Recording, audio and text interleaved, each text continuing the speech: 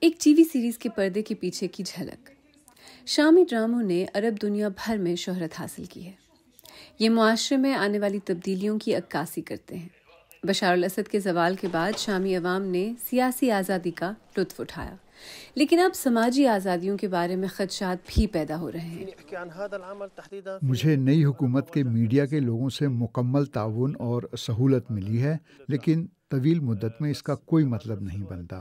میں آنے والے وقت کے بارے میں بالکل پر امید نہیں ہوں، خاص طور پر جو کچھ ہم دیکھ رہے ہیں اور جھیل رہے ہیں۔ دمشق یونیورسٹی شام کے معاشرتی تنوع کی عکاسی کرتی ہے۔ اب کیمپس میں ایک نئی مسجد بنائی جا رہی ہے، بغیر اطلاع اور بغیر تعمیراتی اجازت کے۔ طلباء کا خیال ہے کہ یہ اس وقت کوئی ترجیح نہیں ہونی چاہیے۔ شام میں ہم صرف مسلمان ہی نہیں ہیں، یہ ایک متنوع معاشرہ ہے۔ یہاں مختلف فرقے ہیں۔ ہمارے لیے ترجیح یہ ہے کہ ہم موسیقی، تھیٹر اور فلم بنانا سیکھیں۔ ہمارے پاس پہلے ہی نماز کے لیے جگہ موجود ہیں۔ سڑکوں پر خطرے کے اشارے ملنے شروع ہو گئے۔ یہ لوگ گاڑیوں پر لاؤڈ سپیکر لگا کر مسیحی آبادی والے علاقوں میں تبلیغ کے لیے گھوم رہے ہیں۔ مقامی لوگ اس سے خوش نہیں ہیں۔ ویڈیو میں نظر آنے والا ایک شخص مبلغ سے جھگڑتے ہوئے کہتا ہے، میں خود مسلمان ہوں اور میں تمہاری باتیں سننا نہیں چاہتا۔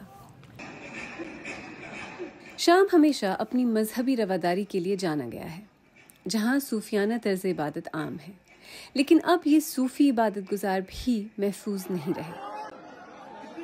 ان پر حملے کیے گئے اور سخت گیر سلفیوں نے انہیں کافر قرار دیا۔ میں نے ایک امام سے پوچھا کہ کیا انہیں فکر ہے کہ ایک زیادہ سخت گیر اسلام غالب آ جائے گا؟ لا يمكن سيدي، هذا مستحيل۔ یہ ناممکن ہے، ہمارا معاشرہ اسے قبول نہیں کرے گا۔ ہم نے مشکل وقتوں میں بھی مختلف فرقوں کے ساتھ ہم آہنگی کے ساتھ زندگی گزاری ہے۔ قرآن واضح طور پہ کہتا ہے کہ دین میں جبر نہیں ہے۔ شامی عوام نے پچھلی دہائیوں میں بہت کچھ برداشت کیا ہے۔ اگرچہ اکثریت غربت میں زندگی گزار رہے ہیں، لیکن وہ مذہبی اور سماجی آزادیوں کا لطف ضرور اٹھاتے ہیں۔ اب کچھ لوگ محسوس کرتے ہیں کہ یہ دونوں آزادیاں ایک نئے جارحانہ اسلامی نظام کے شکنجے میں جا رہی ہیں۔